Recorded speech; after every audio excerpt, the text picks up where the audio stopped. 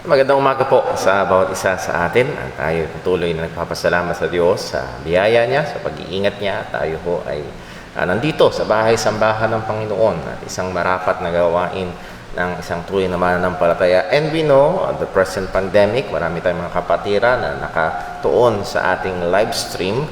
And yan ho ay sa iba't ibang mga kadahilanan. And again, we are in our best capacities trying to obey ang binigay na pamantayan ng gobyerno at least hindi tayo sinisinikil yung ating kalayaan na sumamba sa ating Panginoon. At we do our best also to maintain our safety dito ho sa church. Patuloy ho na pinapakiusapan ng bawat isa. While we're here, ay panatilihin natin na tayo ay naka-face mask, face shield, and also yung atin hong paghuhugas ng kamay and yung ating alcohol ay lagi natin gamitin. At physical distancing. Pray ho natin ang ating mga kapatiran, maging ang ating gawain ngayong buong araw. Nawa, una sa lahat, ito ay maging kaluwalhatian sa Panginoon. Maraming mga churches ngayon ang pumupunta sa church, o maraming mga taong ay pumupunta sa church to be entertained. Gusto nilang sumaya sila. Gusto nilang mapaindak sila. But that is not the number one goal ng pagpunta. We come here, as we say, to worship. Tama? At ito ay para bigyan ng tamang pahalaga, pagsamba ang ating Panginoon. So our number one goal is to glorify God. Sumaya man tayo o hindi. And I hope na tayo ho ay may kagalakan bilang mga mananampalataya na tunay nating ibibigay ang pagsamba sa Panginoon. So ating first part ng ating gawain ay ang ating Sunday School at tayo mag-aaral ng salita ng Diyos, and we are almost in the conclusion part ng pag-aaral ng attributes of God. We will be looking at, Lord willing, at the tinatawag na summary attributes. Summary attributes, what's that? Well, let's wait for our discussion ngayong umaga hong ito. So sa ating pagsisimula, tayo ho muna ay umawit sa Panginoon. Let's cover God para tayo pangunahan dito.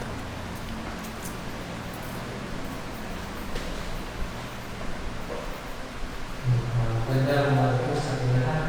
Ay umawit ang ito natin ang books of the Bible.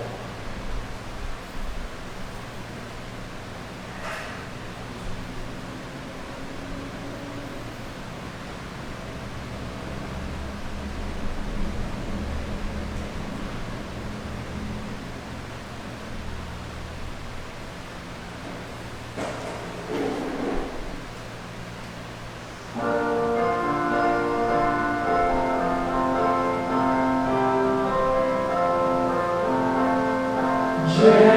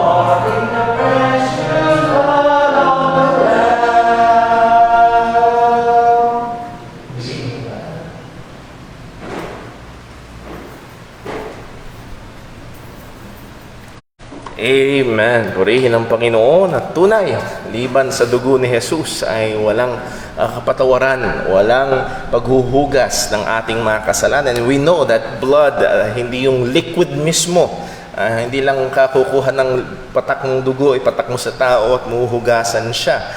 Para yung agimat na lamang, kung hindi, it speaks of His sacrificial death, of His atoning death.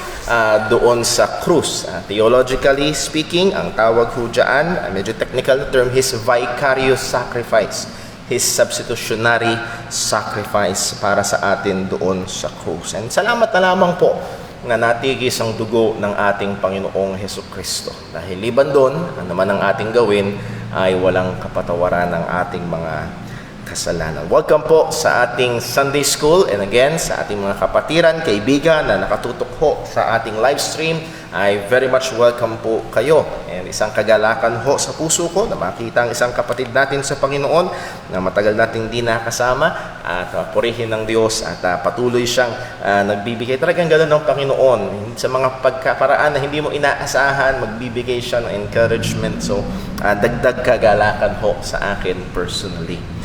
Well, tayo ho ay magbalik-aral muna. Pero bago tayo dumako sa ating pagbabalik-aral, pray humon tayo. Hingin natin ng tulong ng Diyos sa ating pag-aaral. Panginoon naming Diyos, aming Ama sa langit, muli, Panginoon, sa iyo kami ay lumalapit ng may katapangan at may kumpiyansa. Sapagkat lumalapit kami sa iyo sa pamamagitan ng aming Panginoong Hesukristo. Alam namin na siyang namamagitan para sa amin, at alam namin na dinirinig mo ang aming mga panalangin sang-ayon sa iyong kalooban. At Panginoon, sinabi mo sa iyong salita na kalooban mo na kami ay lumalim pa, lumago pa sa pagkakilala sa iyo, sa pananampalataya sa iyo. Kalooban mo ng mga mananampalataya ay patuloy na sumagana sa kabanalan. At isa sa mga pangunahin mong kagamitan para kami banalin ay ang iyong katotohanan. Walang iba kung hindi ang katotohanan sa iyong mga salita. Panginoon, yun ang nasa namin. Kami mag-aaral. Nais naming mas makilala ka pa. Nais namin na mas mapuri ka. Nais namin na mas lumalim ang aming pagkakilala, pananampalataya at relasyon sa iyo. Bigyan mo po kami, Panginoon, ng liwanag. Tulungan mo po ako bilang tagapagturo, maging ang bawat isang makikinig. Bigyan mo po ng kahandaan ng kaisipan. Kagaya ng mga taga-Berea na sinasaliksik ang iyong salita na may kahandaan ng kaisipan at tinitignan kung ito nga ang katotohanan. Panginoon, I do pray para sa aming mga kapatiran, kaibigan na nakatutok online, na handoon ng mas dagdag na presensya ng mga agaw pansin sa kanilang mga tahanan. O Panginoon, ikaw po nawa ang mahabag at tulungan mo po sila. At Lord, nawa kung yung loobin at gamitin ang mga katotohanan, mga pag-aaral na ito at gawain na ito sa ikililigtas pa ng mga kaluluwa at kababanal ng iyong mga anak. Ikaw po nawa ang kumilos, sapagkat lahat ng ito hiwalay sa iyo ay wala kaming magagawa. Dalangin namin itong lahat sa pangalan ng aming Panginoong Hesukristo. Amen. So, request ko lang po, Ate Tricia, pwede number 1 lang yung electric fan. Maginaw ngayon. Amen? Medyo malamig ang panahon natin at masarap matulog pero masarap mag-aral ng salita ng Panginoon. So, we are studying about the attributes of God.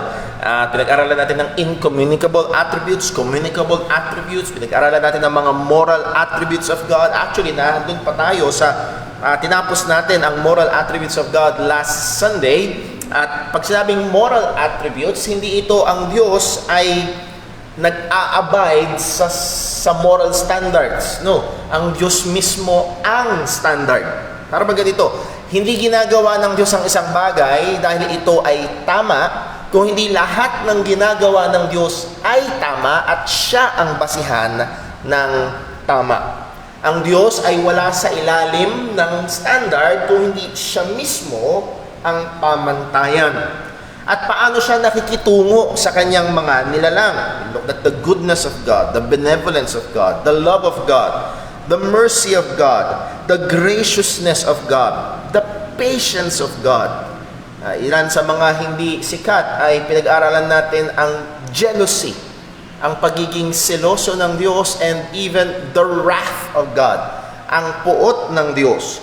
At isa sa mga napakaganda ay pinag-aralan natin ang kabanalan ng Diyos. And as we look at the book of Isaiah chapter 6, kung merong umaalingaw-ngaw na awitin sa langit ay yung awitin ng mga anghel na patuloy na nagsasabing, banal, banal, banal ang Diyos. And then, pinag-aralan din ho natin ang patungkol sa puot ng Diyos at kapayapaan ng Diyos, that God is the God of peace. Ibig sabihin, walang kaguluhan sa Panginoon.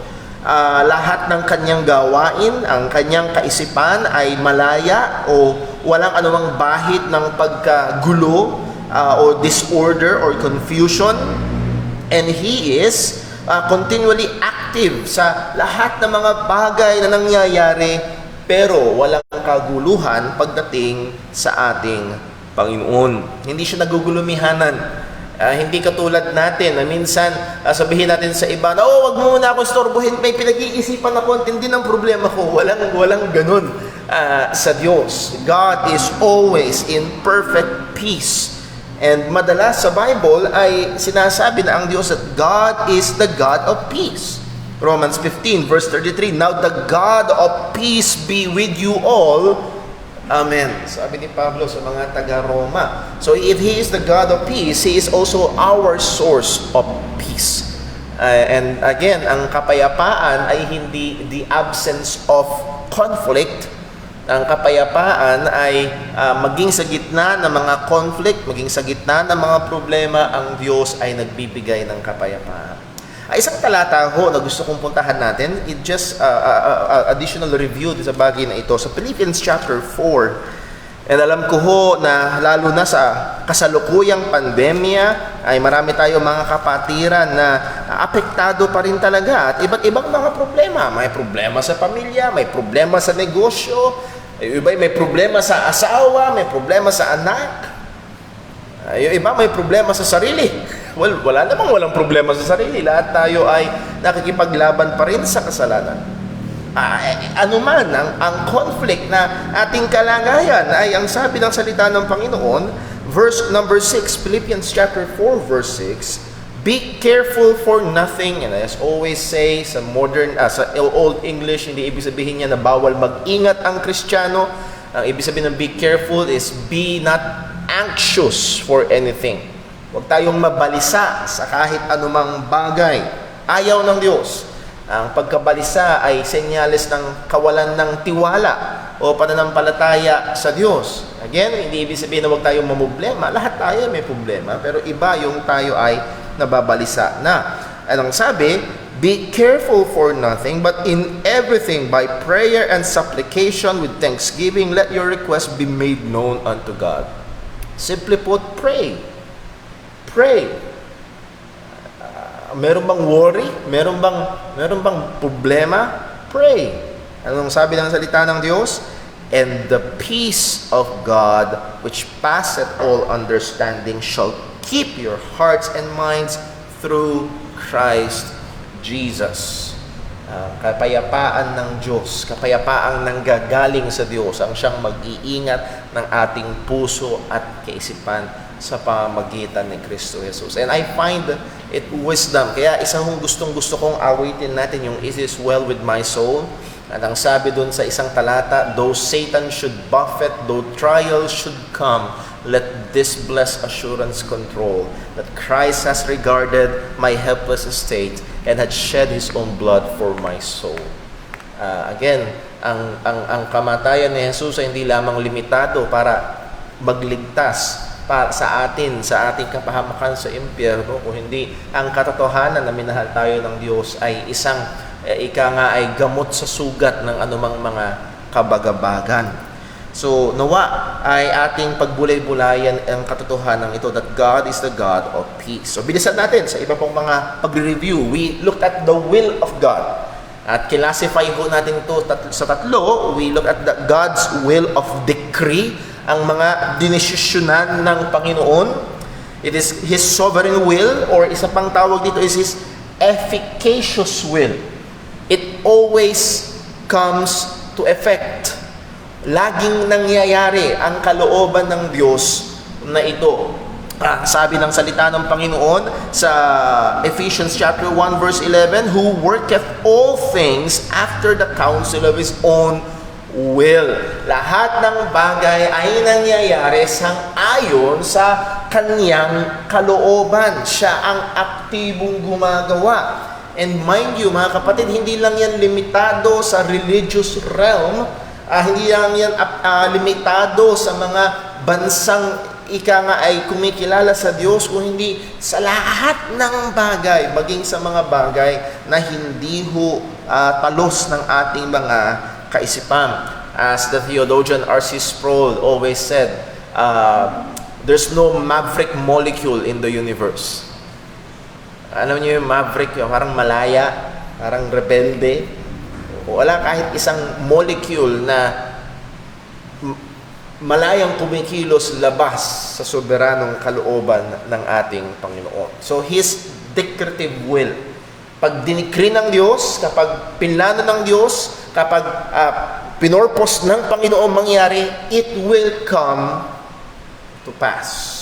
Kahit sa tingin ng tao ay imposible. For with God, nothing shall be impossible. Buksan nga natin sandali sa isang talata. Sa John chapter 6 verse 37, gusto ko lang din i-relate ito sa isang paksa na very important sa bawat isa sa atin. Sa John chapter 6,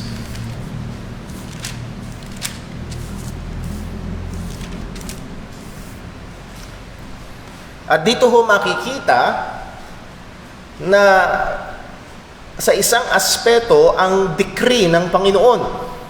But also, makikita rin ang responsibilidad ng tao. Anong sabi ng ating Panginoong Jesus sa John chapter 6 verse 7? All that the Father giveth me, what?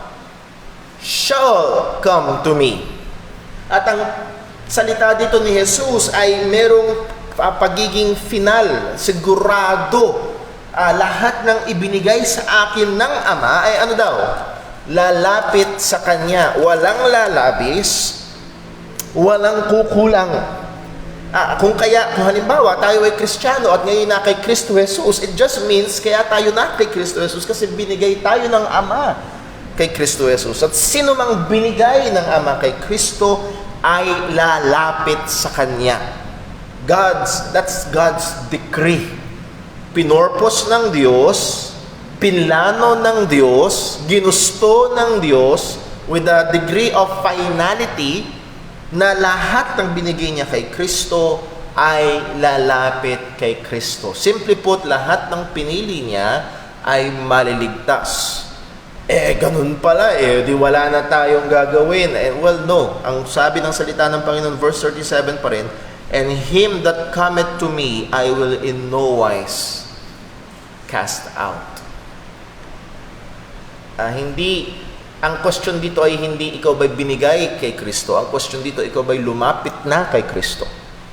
Kasi sino mang lalapit sa Kanya, ay hindi niya itatakwil. So, gusto ko makita natin dito, when it comes to salvation, sapagkat merong mga Kristiyano, tila baga, ang Diyos ay soberano sa lahat ng bagay, pero pagdating sa kaligtasan, hindi. Ang soberano ay ang desisyon ng tao. Well, that is not the case.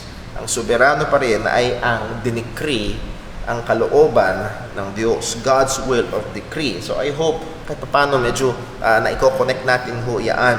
Number 2, we look at, again, under God's will, we look at God's will of demand. Yung kanyang demand, yung kanyang inuutos. And simply put, ito yung kanyang mga kautusan sa atin. Utos niya, huwag tayong sasaksi sa hindi katotohanan. Utos niya na huwag tayong papatay, huwag tayong magko-commit ng murder. Utos niya na huwag tayong utos niya na igalang ang ama at ina. Honor your father and your mother. Now, this is maliwanag na kautusan ng Panginoon.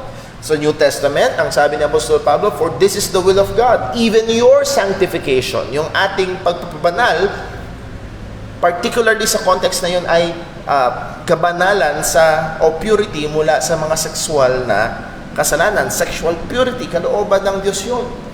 Rejoice evermore, in everything give thanks, for this is the will of God in Christ Jesus concerning you. Now, ang punto rito sa God's will of demand, ito yung dinidemand ng Diyos na gawin natin, pero, question, lagi ba yung nangyayari? Hindi. Okay? God's will of decree, meron doon sa Bible, pag dinecree ng Diyos, it will come to pass. Hindi pwedeng hindi. Then, meron namang sa Biblia, kalooban ng Diyos, pero hindi laging nangyayari. And then, meron naman tayo nakita din sa Biblia na God's will of desire. So, decree, demand, desire. Ito yung disposisyon ng Panginoon. Ito yung gusto ng Panginoon. 2 Peter chapter 3 verse 9, ayaw niya na sino man ay mapahamak, kundi gusto niya na ang lahat ay magsisi. At ang implikasyon ng magsisi, sumampalataya at maligtas. It is God's desire. Wala siyang positibong kagalakan kapag ang tao ay napupunta sa impyerno. Gusto niya na ang lahat, it is His desire na lahat ay magsisi at maligtas. Kaya kung narito ka ngayon, yun ang gusto ng Panginoon. Kung hindi ka pa ligtas, kung hindi ka pa sumasampalataya kay Kristo, gusto ng Diyos na maligtas ka. Now, hindi ito dinecree ng Panginoon. Bakit? Kung kanyang dinecree na lahat ay maligtas, doon mawawalan ng sense ang evangelism kasi lahat ay maliligtas. Pero makikita natin na hindi lahat ay maliligtas. Sabi pa nga ni Jesus, malawak ang daan, malapad ang pintuan at malawak ang daan patungo sa kapahamakan. At ano daw? Marami ang doon pupunta, marami ang hindi maliligtas. So, makikita ho natin sa Biblia na meron, pag pinag-usapan ng will ng Diyos, there is that God's decree, there is also God's demands, and also God's desire. At ang hamon nga natin when we study God's Word and we encounter passages pertaining to God's will, ay try to identify, ito ba ay decree niya, ito ba ay desire niya, ito ba ay demand niya for us to help, to be helped sa atin hong understanding. Well, kailangan natin bilisan. Number next, God's freedom. God's freedom. Pinag-aralan natin ng kalayaan ng Diyos. Ang Diyos ay malaya. Compared sa mga Diyos-Diyosan na gawa ng tao na walang kayang gawin, ang sabi ng Psalm 115 verse 3, but our God is in the heavens, He hath done whatsoever He hath pleased. Nagagawa niya lahat ng kanyang gustong gawin. And in that sense, only God is perfectly free. Ang tao, hindi kayang gawin lahat ng gusto nating gawin. Tama? Gusto mong lumipad? Kaya, masusumpungan mong mabilis na hindi. Na mag-work ang law of gravity.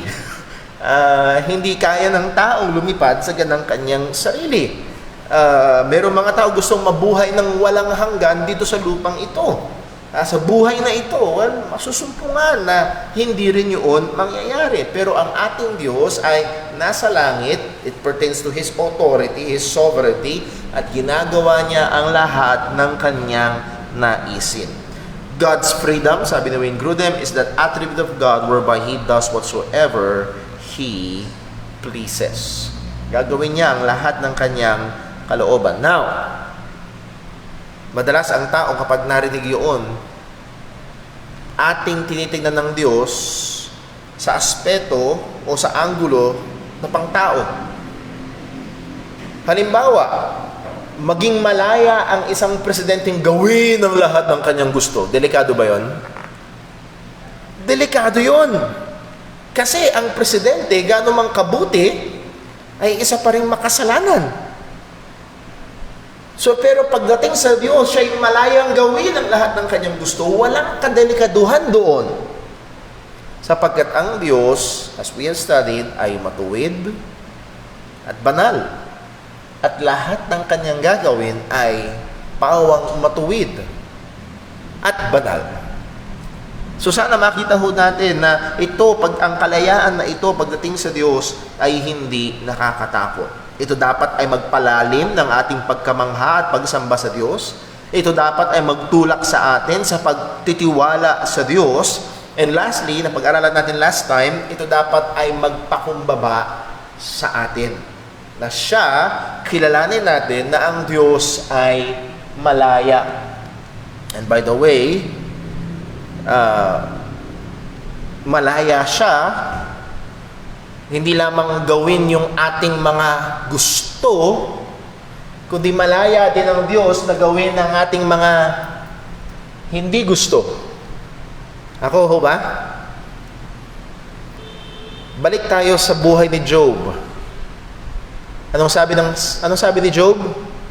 Sa misis niya, nung nagkasakit na si Job, sabi ng misis niya, sumpain mo na ang Diyos para mamatay ka. Sabi ni Job, bakit? Tatanggap lang ba tayo ng mabuti? At hindi tayo tatanggap ng masama sa kamay ng Diyos? At sa puntong yun, yung masama ay hindi moral evil, kung hindi tragedy, in negative sa ating pananaw. Halimbawa, may alaga kang aso.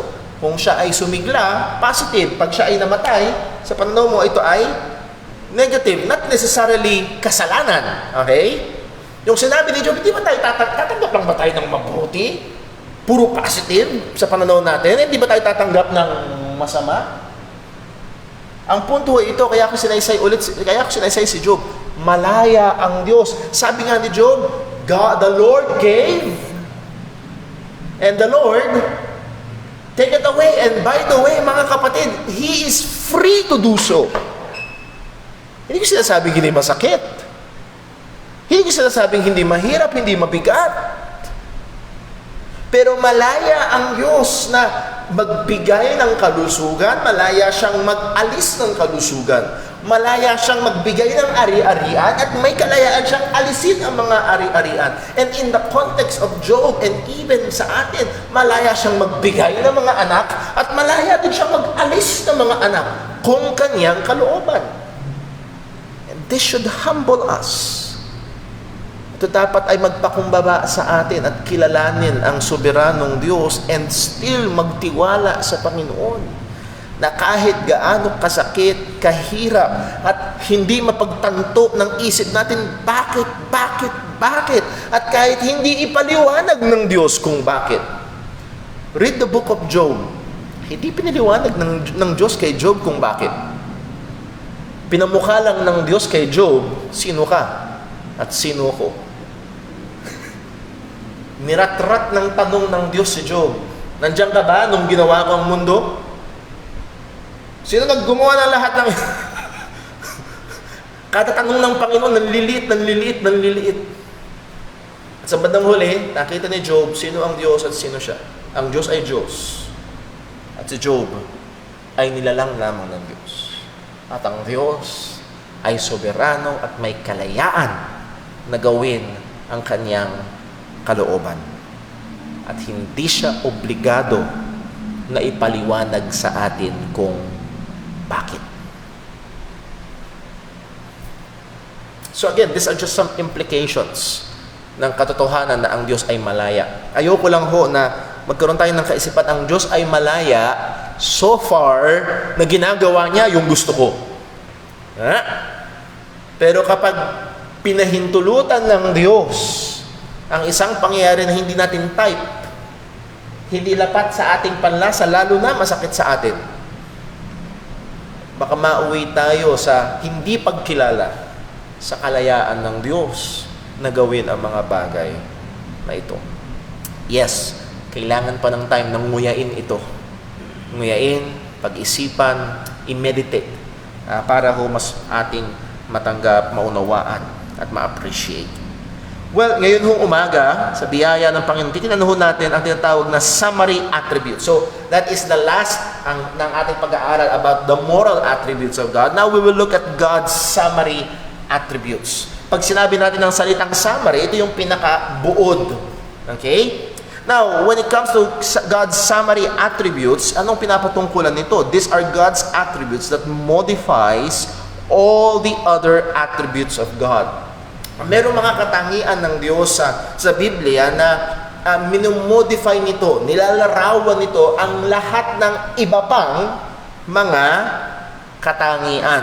Halimbawa na lang, sinabi natin dati na ang Diyos ay banal, ang Diyos ay matuwid, therefore, lahat ng katangian ng Diyos, maging ang kanyang puot. Okay? Yung puot ng Diyos ay isang banal at matuwid na puot. Meron mga tao, galit lang. Pag tinanong mo, bakit ka galit? Di ko alam. Walang... Pero pagdating sa Diyos, ang kanyang galit, ang kanyang puot, and mind you, may mga pagkakataon, maging sa Biblia, pag nagbasa tayo, makakabasa tayo ng tila baga mga skandalosong bagay, na kung saan inutos ng Diyos sa Israel, lipulin nyo silang lahat, babae, lalaki, bata at hayop. Wala kayong ititira. At sa perspektibo natin ngayon, mali yun.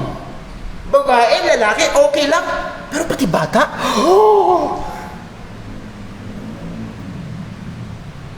At isa sa mga katotohanan na mag-aangkla sa atin, hindi man natin maipaliwanag ng husto, doon may paliwanag yun na maaaring hindi ka tanggap-tanggap sa iba.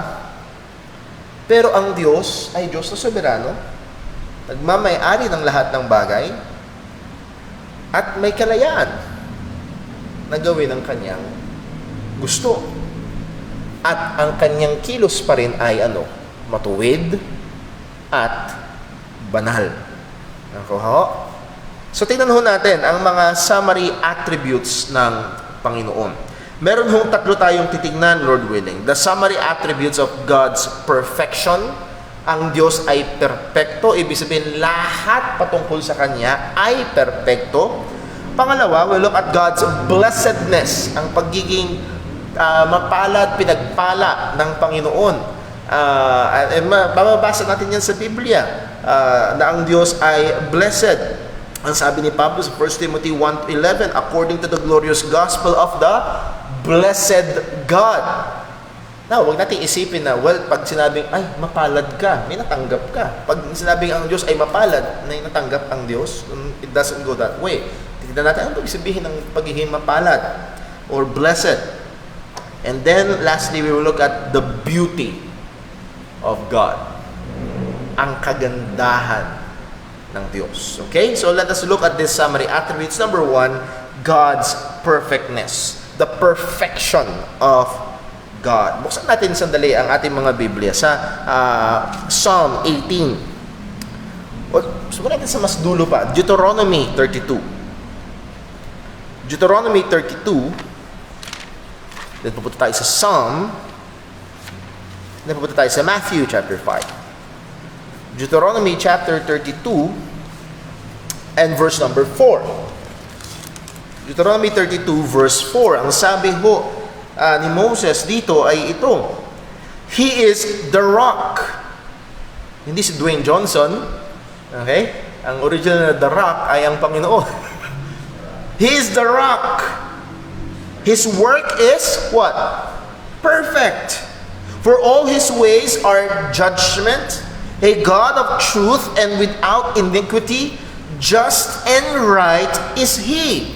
And mga kapatid, if you have your own Bibles right there, underline and circle, and napakaganda kong i-memorize. Going back doon sa ating sinabi kanina, kapag pinahintulutan ng Diyos ang mga pangyayari sa ating buhay na hindi lapat sa ating pamantayan, it will do us well to be reminded that just and right is He. Ang sabi ng salita ng Panginoon, His judgment, His ways are all judgment. Ibig sabihin, matuwid ang lahat ng Kanyang gawain. He's a God of truth and without iniquity. At ang punto ho, at gusto kong dinan ho dyan, ay sinabing His work is perfect. Ang Kanyang mga gawa, lahat ng Kanyang kilos ay perpekto. Sa Psalm 18, Psalm 18 verse 30.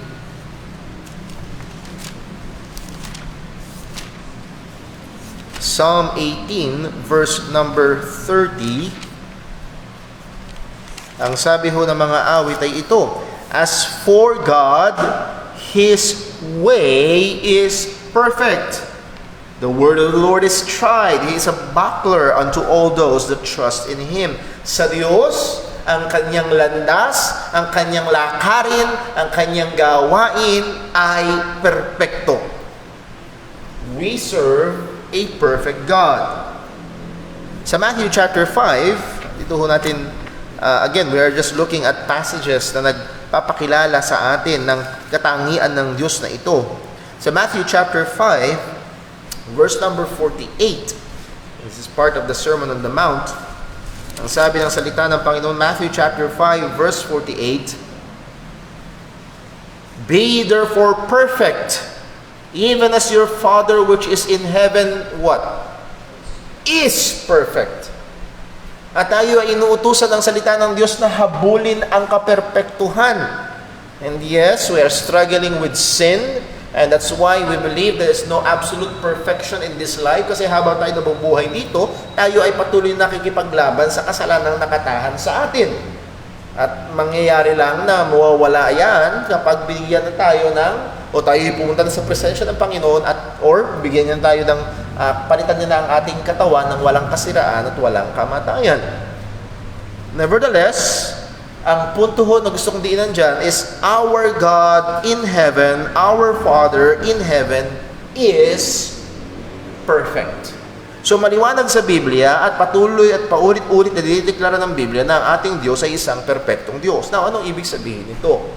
Well, I will be borrowing two definitions or paglalarawan o pagbibigay ng definasyon kung ano ibig sabihin ng pagiging perpekto ng Diyos mula sa dalawang theologian. Isa sa medyo modern theologian, si Wayne Grudem, ang sabi niya, God's perfection means that God completely possesses all excellent qualities and lacks no part of any qualities that would be desirable for Him.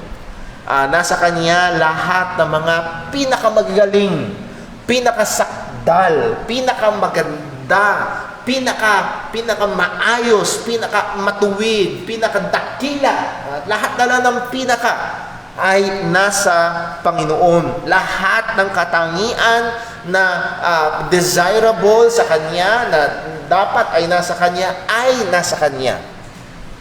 So God is perfect. He completely possesses all excellent qualities at walang pagkukulang. Si John Owen, medyo mahaba-haba ang kanyang definasyon ng pagsasaysay ng pagiging perpekto ng Diyos. Ang sabi niya ay ito, God is absolutely perfect. Whatever is of perfection is to be ascribed to Him. Ang Diyos ay lubos na perpekto. At paano man natin i-describe ang kaperpektuhan, ito ay lapat sa Panginoon.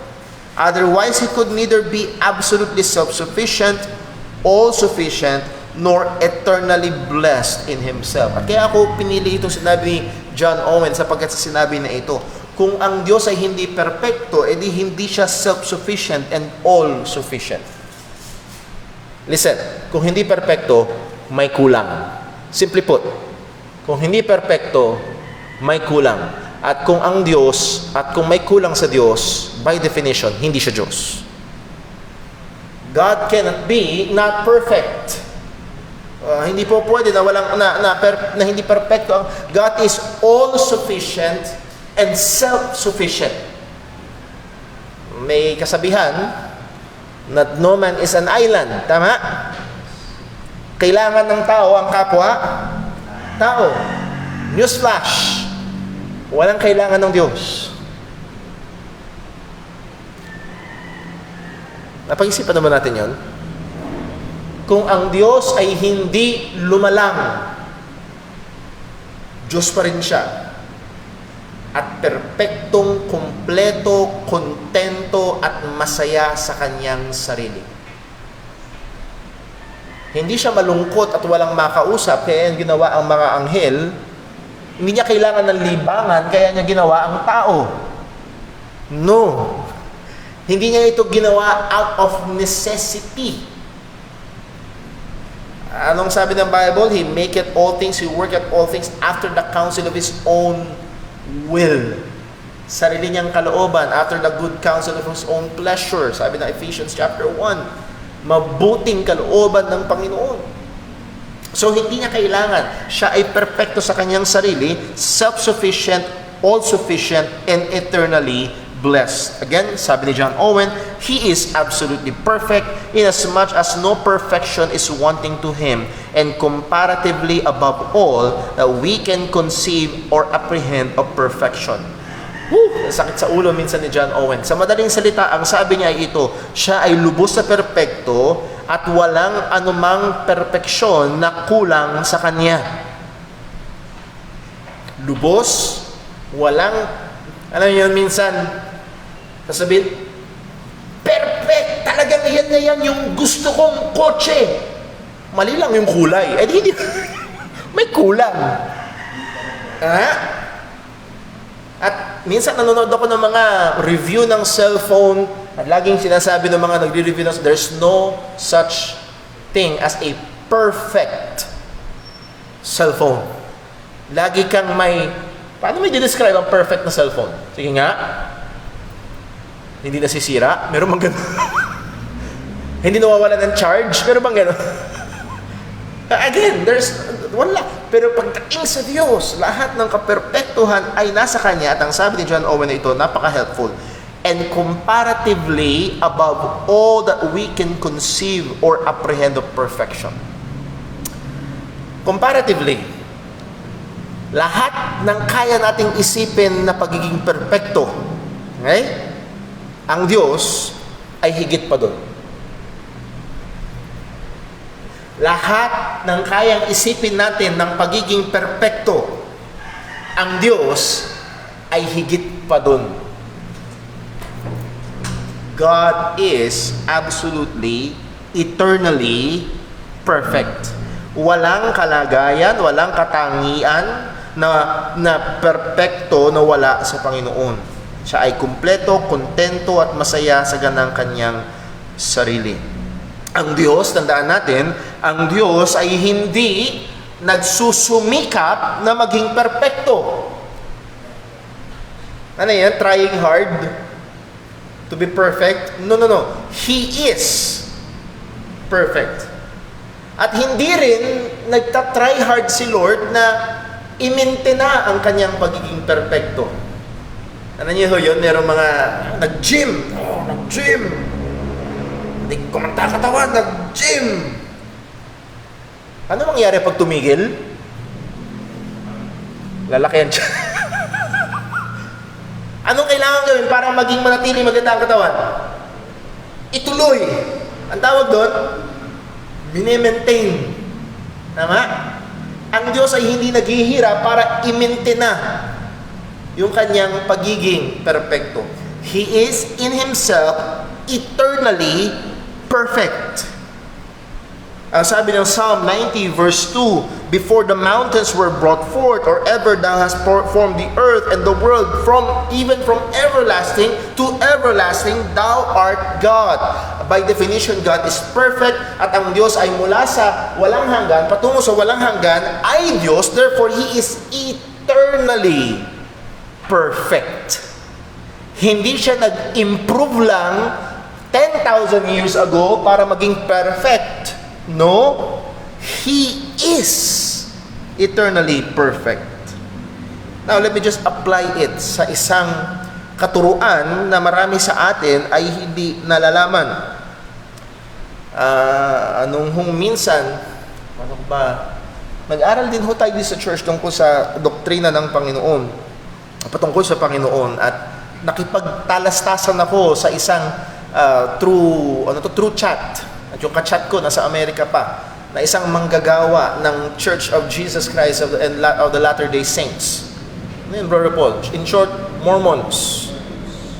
At sinubukan ko i-clarify sa kanila, totoo ba yung sinasabi, opisyal nyo bang claim, yung sinasabing what man is, God was, and what God is, man can be.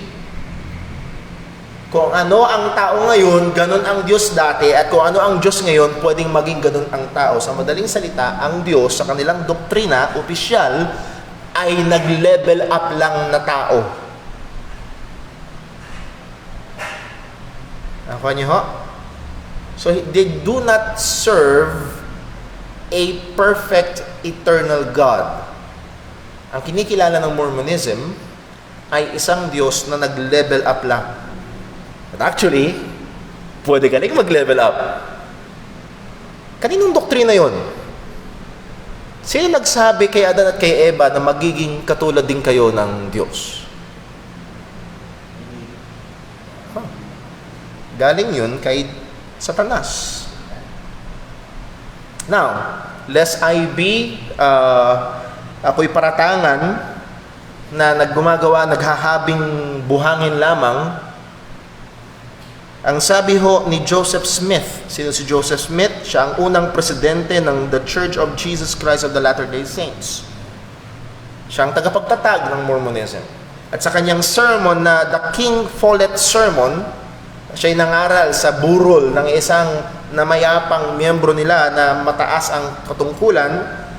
And listen to this, babasahin ko sa Ingles. Ang sabi niya, what sort of being was God in the beginning? Anong klase bang nilalang ang Diyos nung simula? Sabi niya ito, God Himself was once as we are now. Ang Diyos daw ay katulad, nung simula, katulad din daw natin dati. Again, ito ang official sermon ng president ng Mormonism, first president. And is again, these are his words, and is an exalted man. Galing sa kanila to. Research ko lang. Handun sa website nila. Ang kanilang paningin sa Diyos, He is a merely exalted man. And sits enthroned in yonder heavens. We have imagined and supposed that God was God from all eternity. Pinalagay lang daw natin. Talagang naituro lang sa atin na isipin na ang Diyos ay eternal na Diyos. Pero ang sabi niya, I will refute that idea. Ipapakita kong mali yung idea na yun. And take away the veil so that you may see. Alisin ko yung tabing para makita nyo. Prediction niya, makita nyo yung katotohanan. It is the first principle of the gospel to know for a certainty the character of God and to know that we may converse with Him as one man converse with another and that He was once a man like us. Ito ang mga salita ng tagapagtatag ng Mormonism. Ang Diyos ay dati ding taong kagaya natin.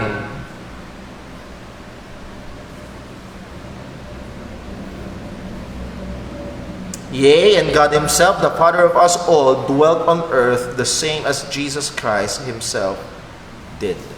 This is from the King Follett Sermon by Joseph Smith. Ang Diyos ng Mormonism ay hindi ang Diyos ng Biblia. Sapagkat ang Diyos ng Biblia, from everlasting to everlasting, Thou art God. You are not a man that was elevated to God. You are God and perfect God. Sa kanilang paniniwala, ang Diyos ay nagsimula sa taong hindi perfecto. Nag-level up lang. And again, makikita ho natin na kailangan nating maging maingat. And by the way, if you will read the entirety of his sermon, ito ni Joseph Smith, paminsan-minsan nagko-quote siya ng verse. Ginagamit niya pa rin ang Bible para subukang patunayan na ang Diyos ay dating tao at ang tao ay pwedeng maging Diyos. Again, ito'y hindi galing sa Diyos. Ito ay makajablong doktrina. So the perfection of God. In-apply lang ho natin. Gusto ko makita ho natin na mga katotohanan ito ay hindi lang basta katotohanan nasa isip, kundi kailangan nating gamitin para maging pamantayan, sukatan, para pag may naririnig tayo, nababasa tayo, hindi lang basta tanggap ng tanggap.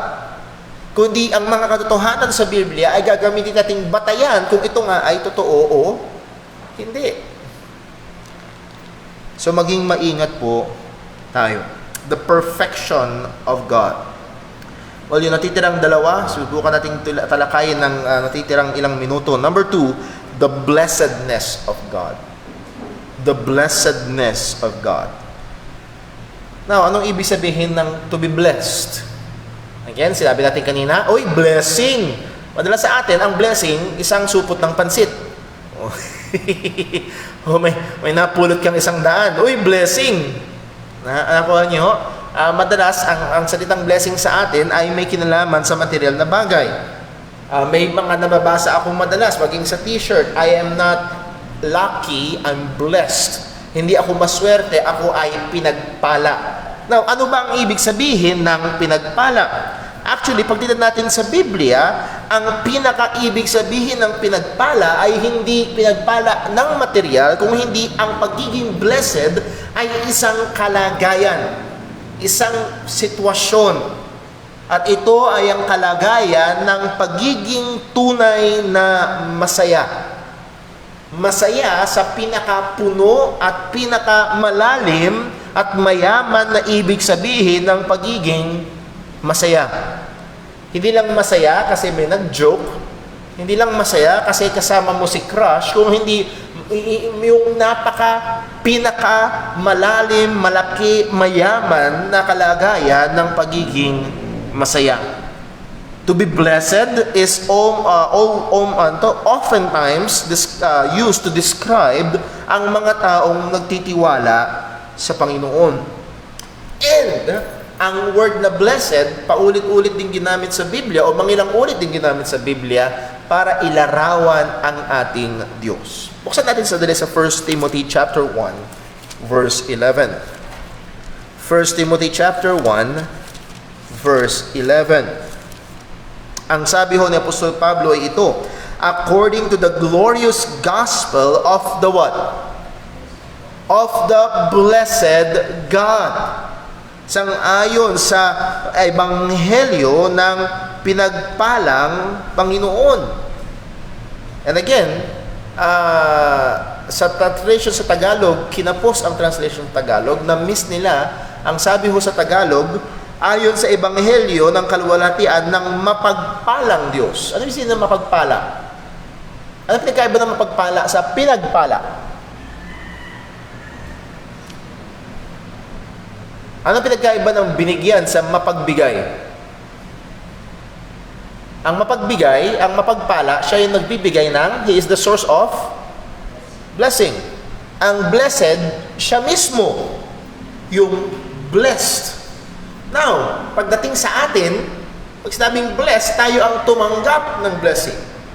Pero hindi natin pwedeng isipin, pagdating sa pagiging mapalad ng Diyos, or dito kakapusin yung language natin, blessed or pinagpala ng Diyos, hindi ibig sabihin na siya ang tumanggap ng pagpapala. Kundi ang pinakaibig sabihin nito ay yung pinakapunto ng salitang blessing, to be happy. Masaya, malugod. Ang sabi ng 1 Timothy chapter 6 verse 15, which in His time He shall show who is that blessed and only potentate, the King of kings and Lord of lords. So, hindi lang siya King of kings and Lord of lords, He is the blessed, ang pinagpala.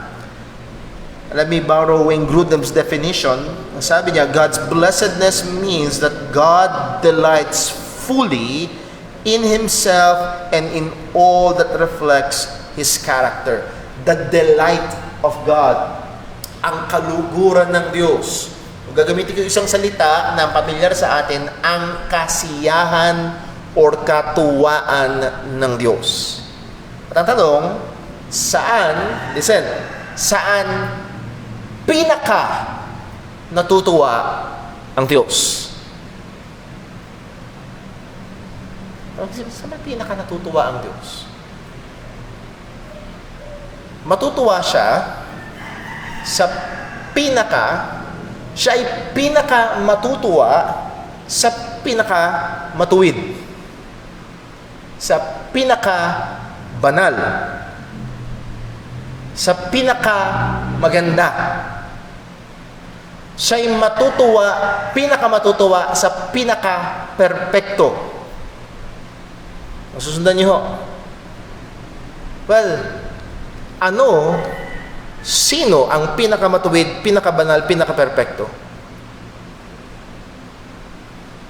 Sino? Alam ko, nakamas kayo, pero pwede pa rin naman sumagot. Sino? Ang Diyos. Therefore, God finds absolute blessedness, absolute delight in Himself.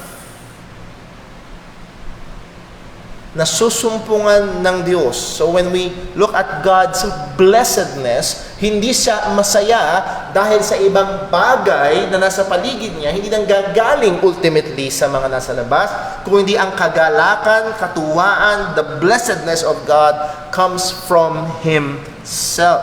Kaya this is the definition ni Wayne Grudem. God's blessedness means that He delights fully in Himself.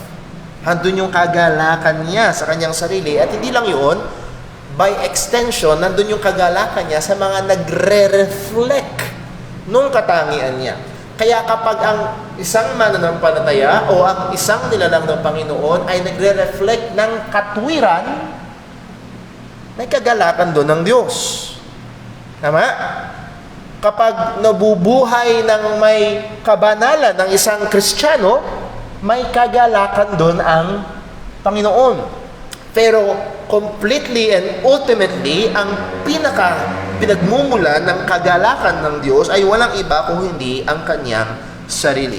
Again, ang sabi ni Wayne Grudem, the idea of God's happiness or blessedness is connected directly to His own person as the focus of all that is worthy of joy and delight. Para makuha natin, and I know, pag sinabi natin God is eternally happy in Himself, parang awkward. Ano ba?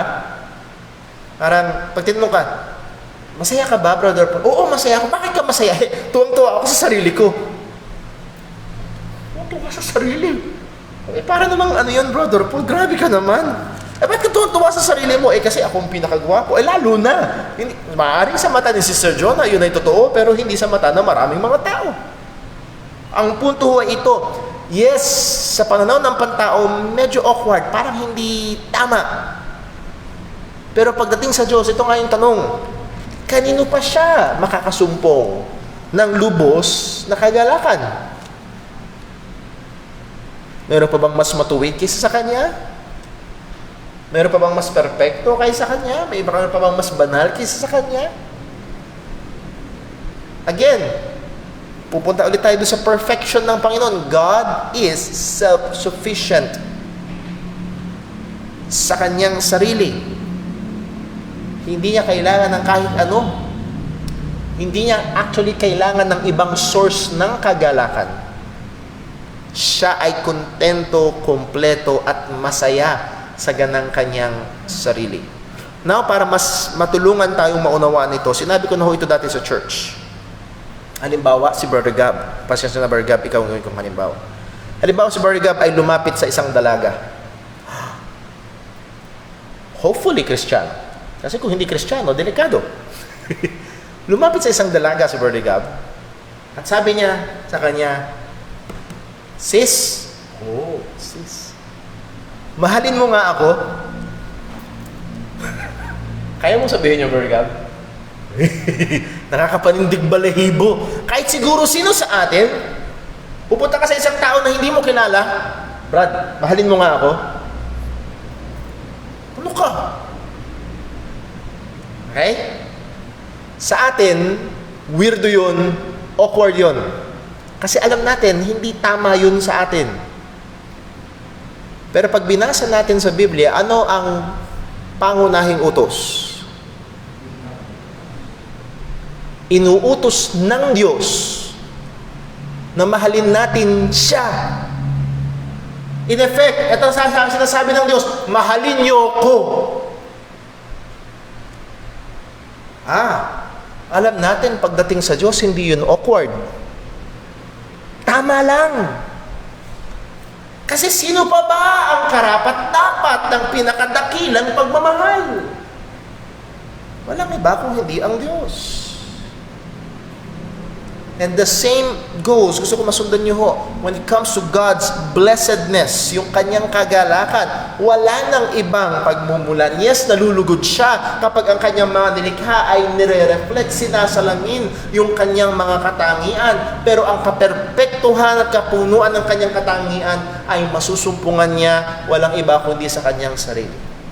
God is eternally blessed in Himself.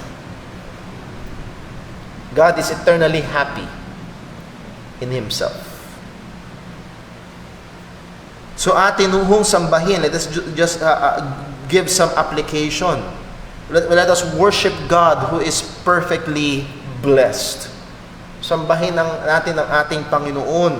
Luwalhatiin natin siya na perpektong may kagalakan sa kanyang sarili. Walang iba na kagaya ng ating Panginoon. And then number 2, let us pursue blessedness in pursuing godly things. Habulin natin ang kagalakan sa pamagitan ng paghahabol sa mga makadiyos na bagay. And when I say godly things, things that reflects who God is. Ang mga matuwid na bagay, ang mga kabanalan na bagay, habulin natin. Pagsumikapan natin ang mga bagay na ito. Buksan natin sandali sa Psalm 1. And these are familiar verses. Psalm 1, verse 1. Ano ang sabi ng salita ng Panginoon? Blessed, happy. You want to be happy? Truly, in the fullness sense? Maraming tao may pera pero hindi masaya.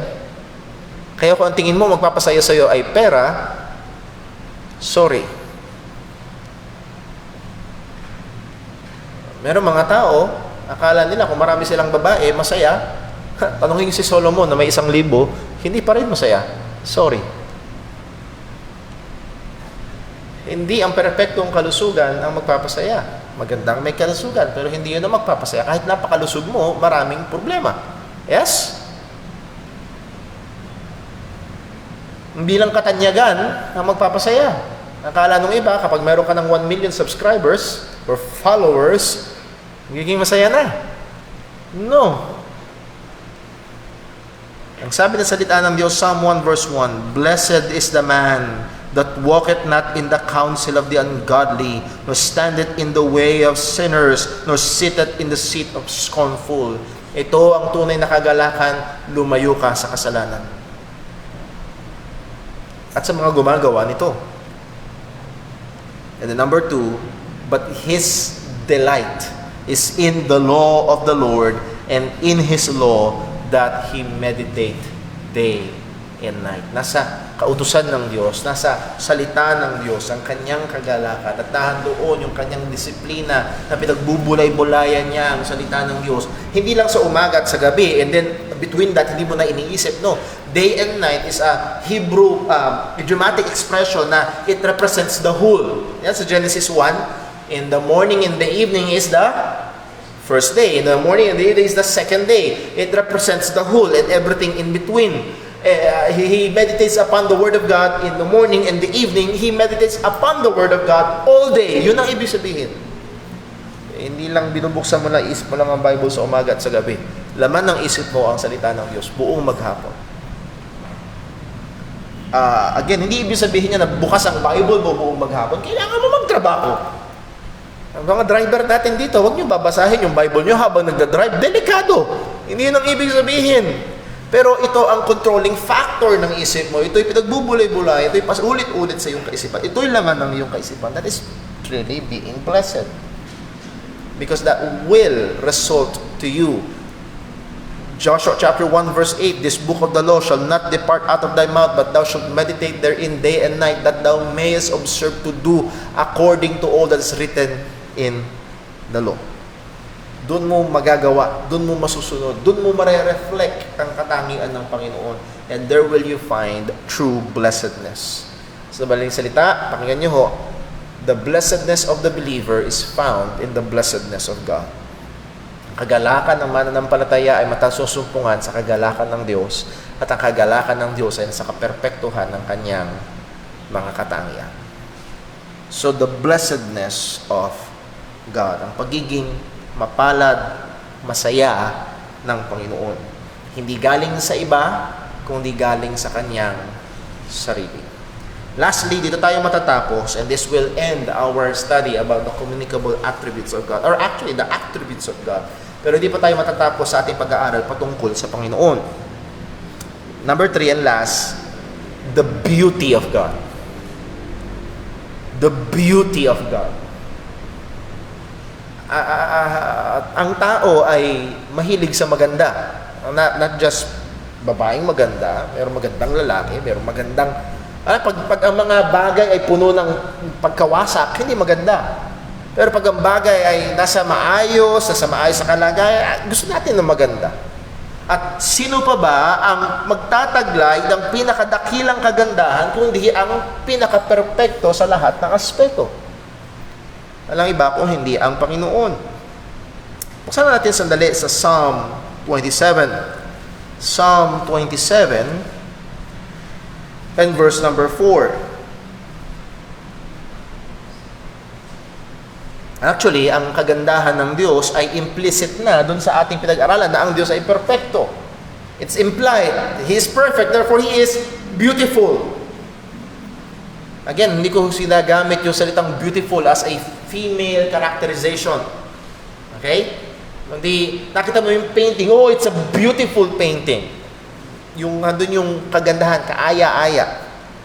Ang sabi ng Psalm 27 verse 4, "One thing have I desired of the Lord, that I will seek after, that I may dwell in the house of the Lord all the days of my life, to behold the beauty of the Lord, and to inquire in His temple."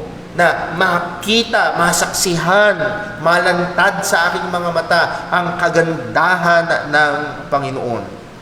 A simple definition, and I'm borrowing from Wayne Grudem, ang sabi niya, God's beauty is that attribute of God whereby He is the sum of all desirable qualities. Pero nagsasabi, beauty is in the eye of the beholder. Dahil may iba't iba tayong desire. Yes? Yung iba, ang desire maputi. Yung iba, ang desire maitim. Kung anong desire mo, yun ang maganda para sa'yo. God is the sum. Siya ang kapunuan, siya ang totalidad ng lahat ng tunay na kaaya-aya. And I'm using that word carefully, tunay. Kasi may mga bagay na gusto ng tao na hindi naman kaaya-aya. Lahat ng mga tunay na kaaya-aya ay nasa Panginoon. So it should remind us na lahat ng mabuti, lahat ng matuwid, all of the desire that really ought to be in us or in any other creature find their ultimate fulfillment in God and in no one else. Ang pinakaganda, ang pinakamagandang bagay ay masusumpungan kapag ito ay inilapat sa kagandahan ng Panginoon. Maganda ang sanlilikha. Yes? Sa Genesis chapter 1, pagkatapos likhain ng Diyos ang lahat ng bagay, He said, "Behold, it is very good." Kaya meron tayo nakikitang kagandahan sa mundong ito. Ang tao ay nilalang ng Diyos, ang ayon sa kanyang wangis at larawan. Kaya may masusumpungan tayong kagandahan sa tao. By the way, ito ay magandang gumabay sa atin, lalo na sa atin hong mga kabataan, na how will you define beautiful? Sa mga young ladies natin, what does it mean to be beautiful? Sa mga lalaki, ano bang maganda? Nasabi ko na ho ito noon, nabasa kong isang article, malaking tulong sa akin sa pagpapayo sa mga kabataan. Sabi nung article, tinan mo rin sa isang tanong. Sabi nung pastor, may lumapit daw sa kanya. Ang tanong yung lalaki. Sabi niya, liligawan ko ho ba ang isang babae na hindi ako nagagandahan sa kanya? Hindi ako na-attract sa kanya. Sabi ng pastor, ba't mo gagawin yun? Hindi ka na-attract, tapos liligawan mo. Bakit? Tapos sinundan niya isang tanong. Ang tanong ay ito, ano ang maganda para sa iyo. Kung ang kinukonsidera mo ng kagandahan ay yung panlabas, kung ang nakakaakit lang sa iyo ay panlabas, may mali sa iyo. Nabigay siya ng halimbawa. Halimbawa, narito ang crush ng bayan. Narito ang babaeng laging panalo sa lahat ng pageant sa eskwelahan. Lahat na lang ng reward, hinahakot niya. Siya ang pinakamaganda sa buong eskwelahan. Pero nalaman mo na siya ay nagkaroon na ng 20 boyfriend at yung 20 boyfriend na yon, lahat ay natikman na siya. Maganda pa rin ba siya sa mata mo? Nakita niyo ho? Hindi lang physical. I would like to encourage our young ladies, be beautiful inside and out. 1 Peter chapter 3, in the sight of the Lord, of great price. Inward beauty. And then outward beauty will follow. And then sa mga lalaki, please, wag lang outward beauty. Sa mga anak ninyo ho, wag nyo lang idiin ang outward beauty. Mamaya puro outward beauty lang ang binibigyang pansin. Hindi yun ay magdadala sa kanila sa maling direksyon. Now, ba't natin sinasabi ho yan? This is in application. Because God is the only one who is perfectly beautiful. At actually, ang pinakamaganda ay ang magre-reflect ng kagandahan ng Panginoon. Naglalakad ka isang araw, natingin ka sa isang salamin, at nakita mo may magandang picture, may magandang larawan dun sa salamin. May pogi o may maganda. Ang pogi naman, ang ganda naman. Pero yun ay refleksyon nung taong pogi o maganda. Nakuha niyo, nakita mo may maganda. At ganun din sa atin bilang mga Kristiyano. Tunay na magiging maganda kung nire-reflect natin ang pinaka-perpektong maganda sa lahat. Hindi ito maganda sa sanlibutan. Nakuha niyo?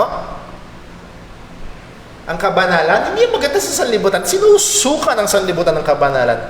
Katuwiran, katapangan sa pangalan ni Jesus, sinusuka yan ng sanlibutan. Pagmamahal sa Diyos, ano yan? Pero ito pa rin ang pinakamaganda. Dahil ito ay refleksyon ng perpektong kagandahan ng ating Panginoon. So, ang ating Diyos ay Diyos na perpekto sa kanyang kagandahan. Ang sabi ng Psalm, dito natin tapusin sa awit ko na ito, Psalm 73. Psalm 73, verse number 25. Psalm 73, verse 25, ang sabi, "Whom I have in heaven but thee, and there is none upon earth that I desire beside thee." Wala akong ibang gusto sa mundo kung hindi ikaw. Again, anong definition ng beauty? Nandun yung desirable factor. And who has all the perfect desirable things na katangian? Walang iba kung hindi ang Panginoon. Maaari ko hubang hamunin ang bawat isa sa atin at kailangan ko rin ang bagay na ito na atin patuloy na hanapin ang lahat ng mga kaaya-ayang bagay sa Panginoon.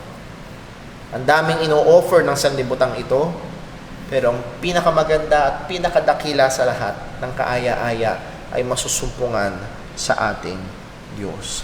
God is the God of beauty. By the way, let me just remind, God is not anti-beauty. Mayroong maling kaisipan na pag banal ka, dapat pangit ka. Ay ganon? Pag banal ka, dapat mukha kang manang. Not actually. Okay? God is the God of beauty. Pero, hindi lang panlabas. Ano sinasabi ko ho? Hindi kasalanan maligo, hindi kasalanan magsuklay, hindi kasalanan mag-ayos. Pero ang kasalanan ay kung yun ang inuuna mo at wala kang pakialam sa pang-loob. God is the God of beauty. So let us worship God in the beauty of holiness. Kung maalala kung saang version, let us worship God in the beauty of holiness, sa kagandahan ng kabanalan. And that is also a challenge to us, is holiness something beautiful to us? Ang kabanalan ba ay desirable para naaakit ba tayo sa kabanalan? O kung ikaw ay naririto at ikaw ay nasusuka sa kabanalan, delikado ang iyong kalagayan. Nawa, makita ho natin, again, we looked at God's perfection. Ang Diyos ay perpekto sa kanyang sarili. Eternal na perpekto. Nakita ho natin ang kagandahan ng Panginoon. And then, nakita rin ho natin, mga kapatid, biglang nawala sa isip ko yung pangalawa. Nakita rin ho natin yung pagiging mapalad ng Panginoon. Ang Diyos ay mapalad, ang Diyos ay masaya sa kanyang ganyang sarili. So, these are the summary attributes of God. And I hope sa ating mga nakaraang pag-aaral hanggang ngayon, mas nakilala, mas na-appreciate natin ang ating Diyos. Isang magandang bagay, every time we read the Bible, every time we hear the name of God, we call to God, subukan nating alalahanin ang mga katangian na ito. Halimbawa, lalapit ka sa iyong kaibigan. Bakit ka sa kanya lalapit? Kasi inaalala mo yung kanyang katangian. Itong kaibigan to maaasahan eh. Tama? Ay lalapit sa kanya. And again, alalahan natin yung mga katangian ng Diyos sa ating paglapit sa Kanya. Ang kanyang katwiran, ang kanyang kabanalan, ang kanyang pagiging siloso, ang kanyang pagiging mabuti, kanyang pagiging benevolent sa lahat ng kanyang nilikha. At dawa, ito yung mas magpalalim ng ating pagsamba at pananalangin sa Kanya. Let's pray. Panginoon naming Diyos, aming Ama sa langit, salamat po sa iyong mga salita na aming gabay. Salamat po sa pagpapahayag mo ng iyong sarili. Hindi lamang sa pamamagitan ng iyong mga nilikha, kundi sa pamamagitan ng Biblia na batayan ng aming pananampalataya. Nawa sa aming mga pag-aaral na ito ay mas lalo ka naming nakilala. Nawa, Panginoon, ay lalo naming maibigay sa iyo ang pagsamba na karapat-dapat sa iyo. Purihin ka namin sa iyong kaperpektuhan, sa iyong kagandahan, Panginoon. At muli, O Diyos, ikaw po ang gumabay sa amin. Nawa masalamin namin ang mga katangian na ito sa aming mga pang-araw-araw na pamumuhay. Patuloy ka mabigyan ng kagalakan sa amin. Lord, gabayan mo kami hanggang sa pagpapatuloy na aming gawain. At ikaw po nawa ang maghanda sa aming puso at isipan sa pagsamba sa iyo. Lahat ng ito ay dalangin namin sa pangalan ng aming Panginoong Jesucristo. Amen. So muli ho, dadako tayo sa ating 10-minute break. And at 10 tayo ho simula sa ating morning worship service. God bless po. Break time po tayo. Please wear your mask, face shield, and maintain physical distancing. May mga alcohol ho tayo dyan. Sa mga hindi pa ho nakatala sa ating record notebook for contact tracing purposes, please ay i-record niyo ho ang inyong mga sarili po. God bless po.